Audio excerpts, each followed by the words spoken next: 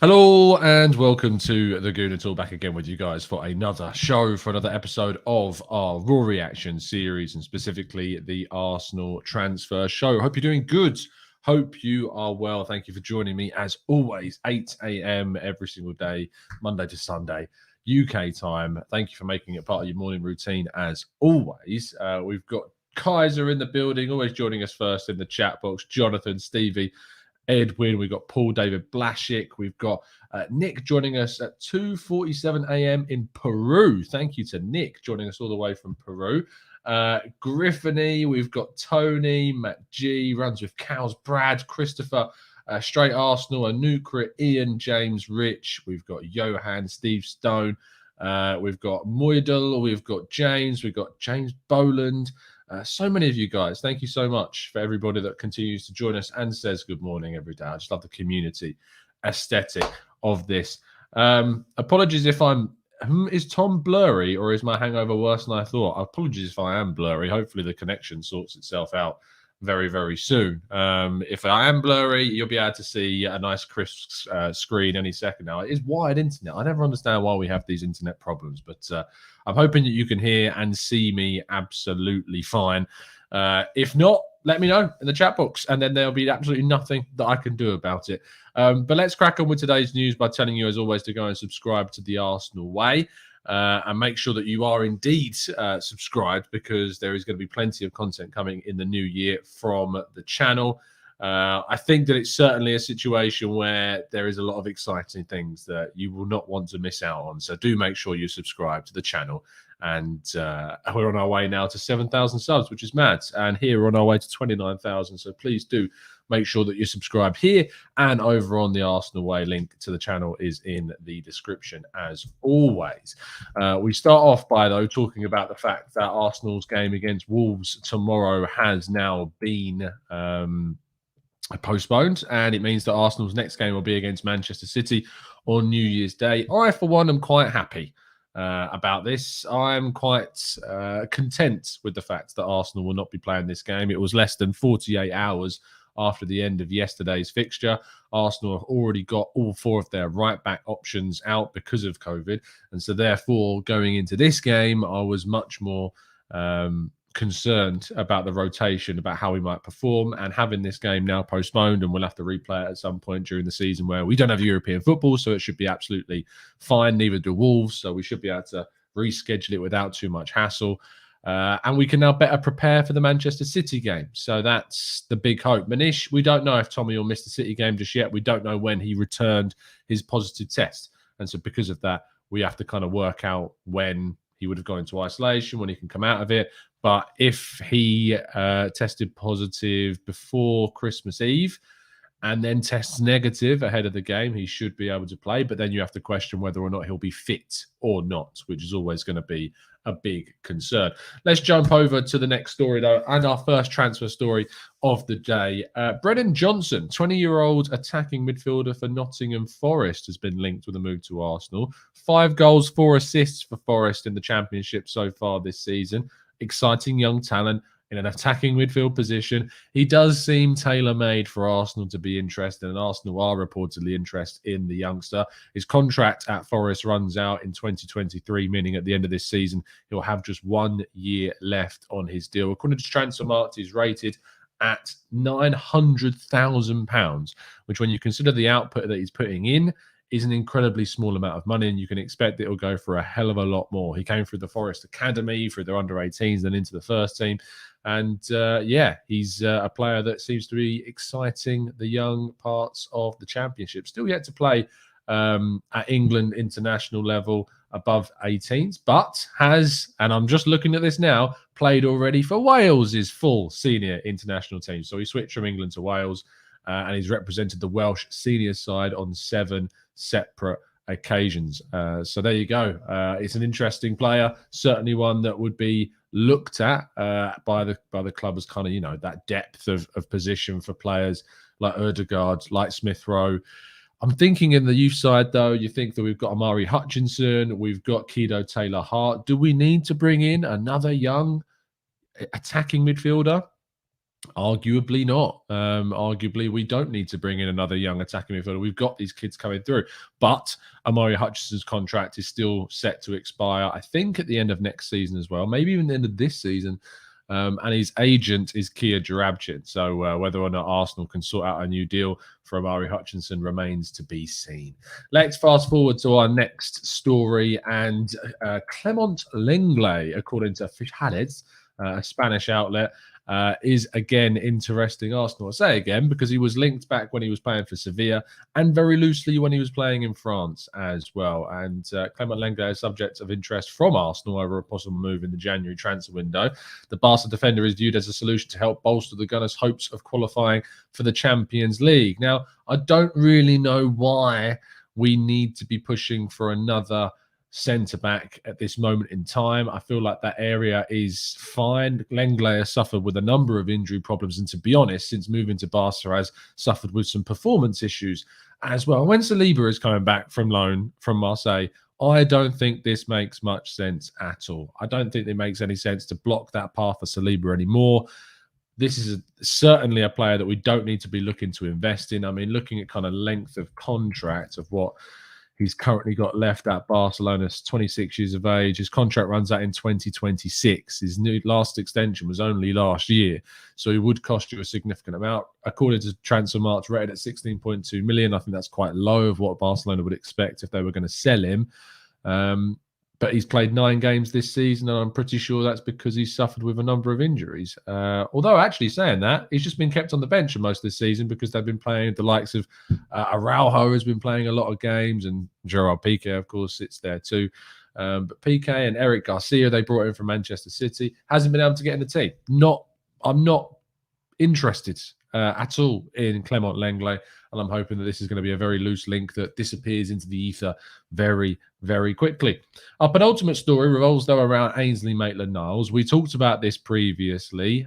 He has been linked with a move to Roma, and this move to Roma is increasing in likelihood and intensity. Chris Wheatley, Football.London reporter, did tweet a story out yesterday talking about how these have now advanced. These talks have advanced, and it's happened kind of very quickly over the last few days. It came to a bit of a head yesterday, and there is hope that a deal could be struck between the two teams. Figures-wise, I've heard things like 10 million euro option being added to the loan. We don't know how much the loan fee would be, but you can imagine that's a 2 or 3 million euros, if that. So Arsenal would be getting for the player around 13 million euros in total if it was to be bought out at the end of the season, which, when you consider that they were offered around 18 million quid by Wolves a couple of summers ago, it does seem to be that they've made a big error in judgment in how much they can get for him. And selling an English player abroad isn't particularly going to get you all the money that it would get if you were selling him to an English club. The option in the contract makes things very out of Arsenal's hands. And it does seem to be that the players that weren't necessarily signed by Arteta aren't being used by Arteta. Edu and the club seem very okay at kind of getting minimal fees for these players. Guendouzi, Torreira, now Ainsley Maitland-Niles, Mavropanos. And that is a concern for me. I really like what they've done in the market, the players that they've brought in. But it does concern me that we're looking at players being sold for kind of small fees, and that is a little bit of a worry for me. I don't think Thracian you're going to get 20 million quid for someone that's barely played this season, and I mean has been very far from the first team. There's no way he's worth that in today's market. But getting closer to 15 million pounds, I think, would be a lot closer to his actual value. But I suppose with the contract situation running down as well, they are taking notice of it, and again, Arsenal are going to lose out on a hell of a chunk of money. So see what happens in January. You also have to think that would mean that we were going for a midfielder, but maybe that's something we'll cover in the questions. And finally, French outlet L'Equipe have claims that Arsenal have offered Lacazette a 1-year contract extension, but that the striker will be turning that down, as has been expected over the last year or so. He wanted to get a longer-term contract with the club. The club have only offered him the additional year, and that is likely to be rejected by Lacazette, who will search for a new club in the summer window, get a big payout. Last contract that he's going to get, you'd imagine, on the biggest kind of stages, and move abroad. Atletico Madrid have said to be interested. AC Milan have said to be interested as well. And the contract, according to L'Équipe, that has been offered to Lacazette is set to be rejected by the player, which, if Arsenal had managed to get an option on Lacazette, it's kind of that 1 year plus maybe a year, and then maybe would have accepted that. But to be honest, I think for me and for my money, a 1 year, if he'd have accepted a 1 year contract, I would have been happy, because it means that we wouldn't have had to worry about signing two strikers in the summer. We could have had Lacazette. We could have brought in a striker like a Vlahovic or a Calvert-Lewin or someone like that. And for that reason, I think maybe we would have seen a much, much more smoother transition for a single striker. But actually what we are seeing is a player that is going to leave Arsenal with just following Balogun, it looks like, as well, which is a real tricky situation that Edu and Arteta are going to have to manage in the transfer window. So there you go. Let's go into the chat box then and go through plenty of questions, because that is the end of all of the stories that we needed to cover this morning. So if you've got a question that you'd like to throw into the chat box, then please do, and we'll go through as many of those as feasibly possible.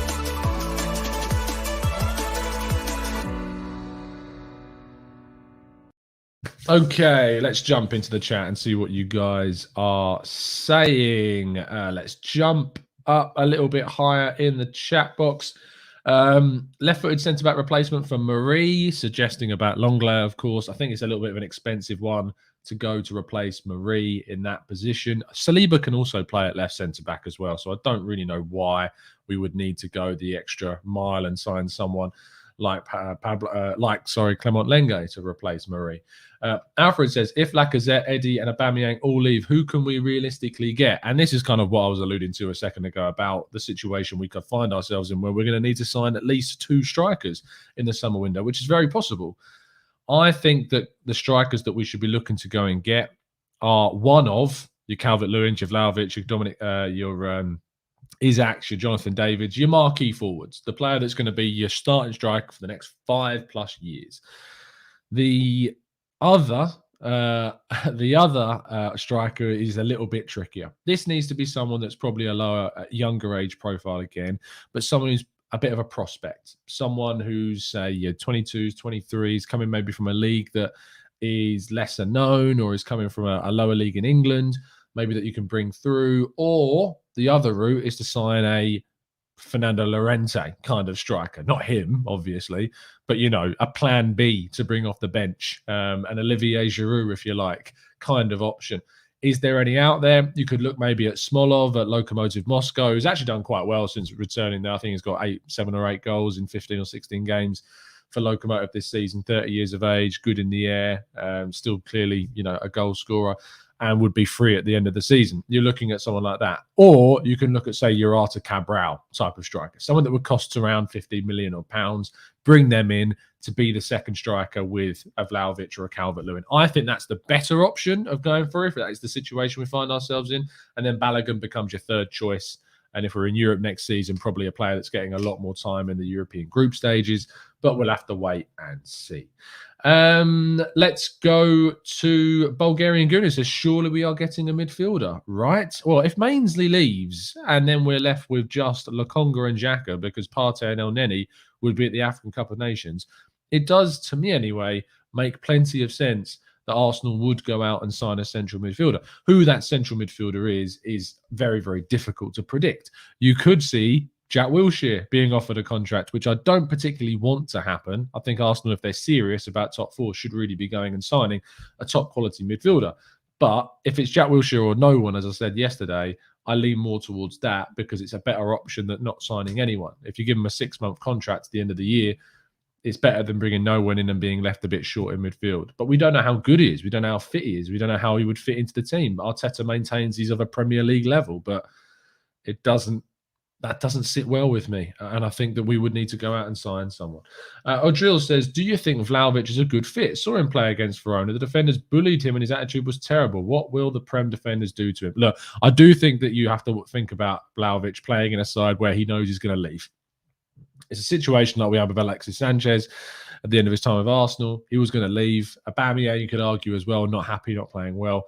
If a striker's unsettled and they're looking like they could go, most of the time you'll see them move on and not play that well. So I wouldn't allow that game to affect your view of Vlahovic, especially considering he's just equaled Ronaldo's goal scoring record for a calendar year. So I don't think that there should be any concerns about him based upon that one game. I don't think Premier League defenders would bully him. I think he's got the physicality to be able to deal with that.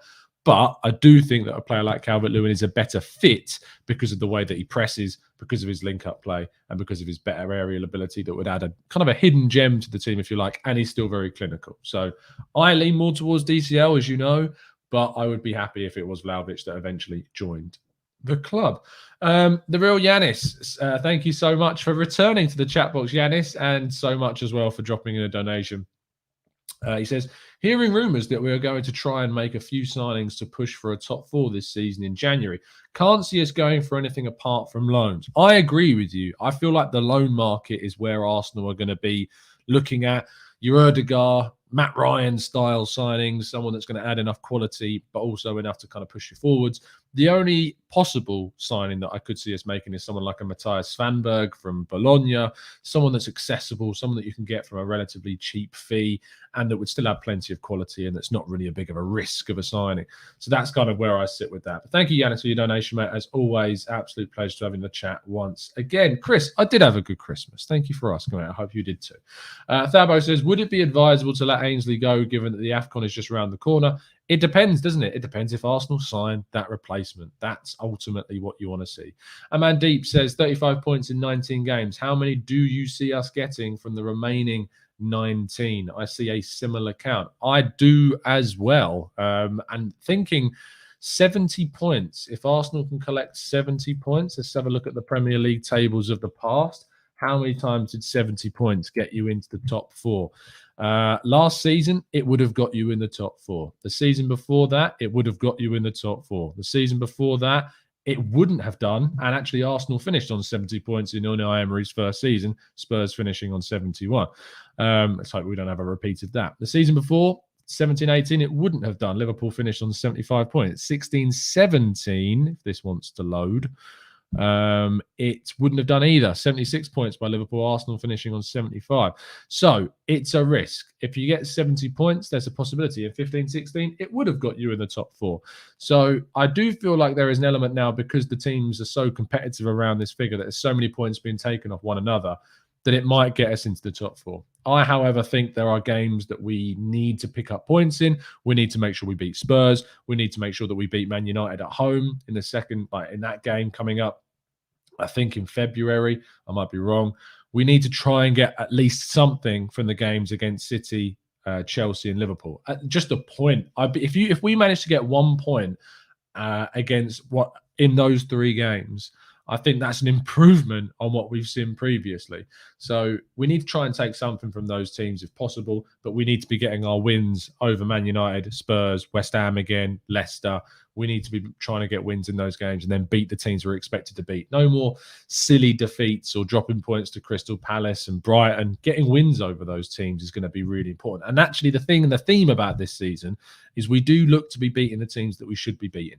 So that's a positive sign. Although what I would say is that a lot of our away games in the second half of the season that against those teams, we've already played Liverpool away, City away, Man United away, Everton away, Leicester away. A lot of our home games in the second half of the season are against the bigger teams, which you'd think would be a positive, but we can struggle away from home sometimes, especially against some of the teams that we're expected to beat. So hopefully we don't have to deal with that. It's not been an issue recently against Norwich and Leeds, but hopefully it won't be an issue when we have to go to those places again away from home that we've already beaten this season, like Southampton, Newcastle, Watford, Crystal Palace, teams like this. Patrick, could Wout Weghorst be an option? Not for me. I'm not too keen on the Dutch striker. I think he's far too one-dimensional, and I wouldn't be going for him personally. Kunjan says, hey, Tom, hope you and the family have a Merry Christmas and enjoyable holidays. Thanks, mate. You too. CD, I've just spoken about Cabral. I would take him in a heartbeat. Rich says, he would be an upgrade on Holding. I thought having Lenglet and Saliba as 2 backup centre-backs next season, defo, wouldn't be the worst, providing it doesn't hurt our midfield and forward signings. I mean, if you told me that Marie and Holding were leaving and we were bringing in Saliba and Lenglet to be the backups, I think that's a really solid core. But I just worry that it's going to block the path of Saliba and it's going to make him think that there's not a route into the first team. Harvey says, Tom, what do you like about Svanberg and will you do a tactical breakdown? I will do a tactical breakdown. I'm planning on doing one as soon as possible. I like that he's very versatile as a central midfielder. I like that he's progressive. I like that he's a good passer. I like that he could play next to a number 6 and be expressive like we used to see with the Santi Cazorla, Coquelin style pivot formation that we had previously. I like that about him. He can score goals. He can defend. He's a good all-round midfielder that's, playing for a team that we know can sell a couple of surprises in Takahiro Tomiyasu. So I think he's someone that if you're going to punt 50 million quid on, I think is absolutely worth it. Emmanuel says, I've seen rumours Arsenal are looking to get into striker Yakin Correa. Have you seen anything on this? We were linked to him when he was at Lazio, but I've not seen anything about being linked to him when he's at Inter. I don't think he's the right kind of player for us to move for. And he's only just gone to Inter, so I don't know why that would make too much sense. Steve says, Tom, do you think we can afford to let Maitland-Niles go? Again, it depends on whether or not we sign a player. If we sign a player, then yes. If we don't, then no. Ivan says, Tom, who is the best choice midfielder you will sign for us in the current midfield, DM or box-to-box role? Again, I think Svanberg suits the box-to-box role very, very well. I think that he could do that position for us very, very comfortably. I think there are players out there that we could sign of a higher level, like your Tielemans of these worlds. Zakaria maybe in the summer, who's going to be on a free. Kessié is going to be on a free as well. There are a number of players out there that Arsenal could look to. MFB says, what position do we need to get back up in January or loan? January backups need to be midfield and striker. And if we can sell a few right backs, I would say right back as well. Gustavo, hey Tom, question, what should we do with Chambers? Probably sell him. I think we should probably be looking to move on from Chambers at this stage. Let's scroll down quite far. Now, there have been loads of questions being thrown in. I don't want to miss or dismiss the people who've just thrown them in. Ian says, Tom, what is the difference between a loan obligation and a loan option? Sounds obvious, but it seems an option is treated as an obligation. Maitland-Niles to get Italian game time, improving and returning. So the difference between obligation and option is it's very simple. If you have a loan with an obligation to buy it, that team has to buy the player at the end of the loan.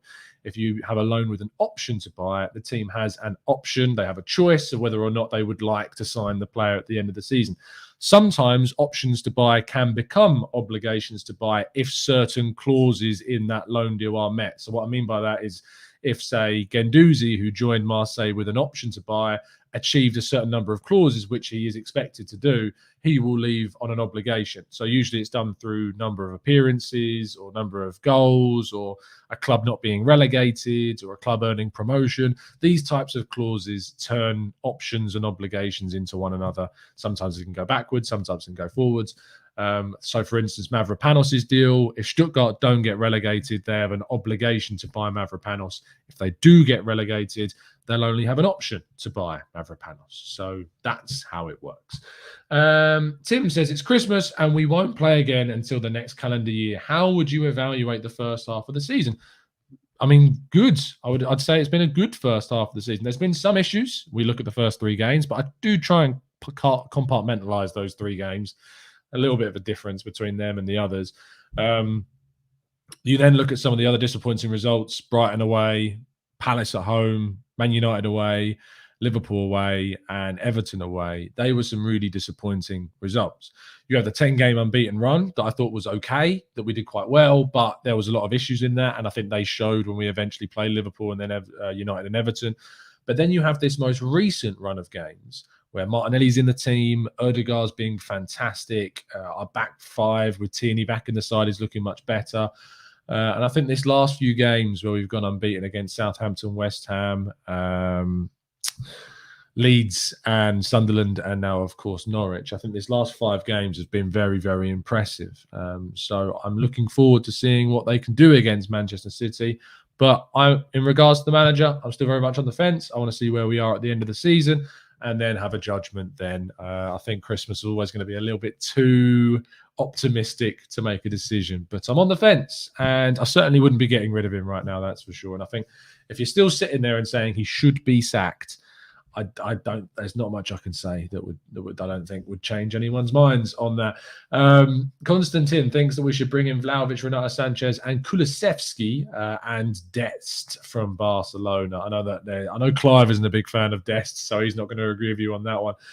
Manish says, would Artemelo be possible in January? Brazilian Juventus central midfielder has been linked. Would it be possible? He's not playing too many games. Maybe. He would. Don't know how much they would ask for him, though, because he did move for quite a big fee.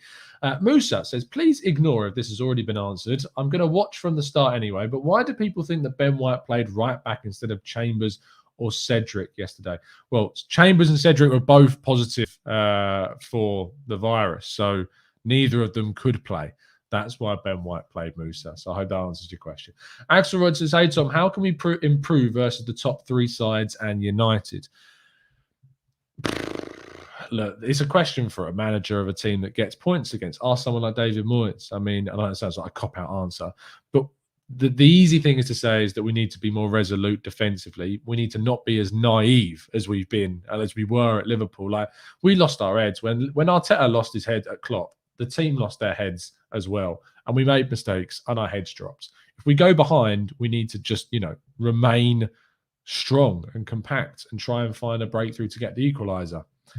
Teams like United and City and Liverpool and Chelsea have shown this season that they are very good at goal scoring, but defensively have got their weaknesses and can be got at. Less so Liverpool, but I think especially in the game yesterday for Man City, they showed that they can be vulnerable, and Arsenal need to try and take advantage of that if possible.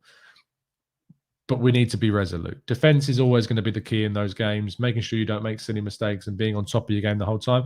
I think not allowing the opposition to dominate you, to try and recover the ball as high up the pitch as possible, is going to be also very key in getting something and frustrating the opponent. But it's very, very difficult. But I look forward to it. I look forward to the City game and to see how we'll play. Andreas Nielsen says, why do you think Chelsea are able to sell young players for far more than Arsenal? See, we say this, but Arsenal got £100 million for Alex Oxlade-Chamberlain, Alex Iwobi, and Joe Willock combined. That's how much we made off of those three signings. So it's not like Arsenal can't sell young players that have, say, come through the academy, like Iwobi, Nigerian international, but previously playing for the England youth sides. Alex Oxlade-Chamberlain, of course, got like 38 million for him. Joe Willock, another England youth international, came through the youth ranks, 25 million. It's not like we can't get big fees. It's just, I think, that the combination of a lack of minutes and the contract situation of these players combine so that when Maitland-Niles leaves, we have a problem with selling them for a decent amount. But you're right, Chelsea have made some good moves, so Liverpool, but we have got evidence that we can sell players for a solid amount of money as well. And Chelsea's loan market tactic has done them very well in the past as well. Axel Rod says, yes, Tom, I feel the same. We should be in the game at least. If we are trailing, it gives us a chance that we need.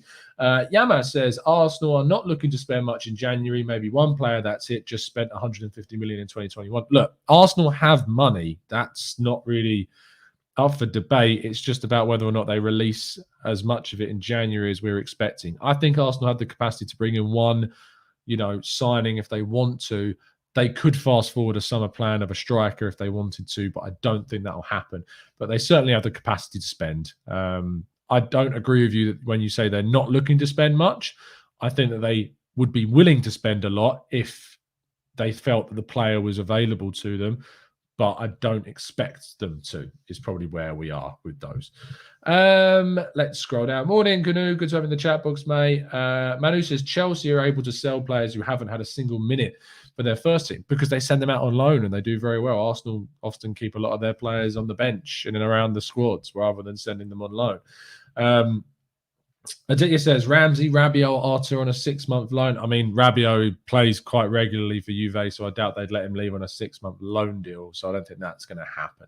Aditya says, if all 4 right backs are still positive against City, would you be open to playing 3 at the back against City?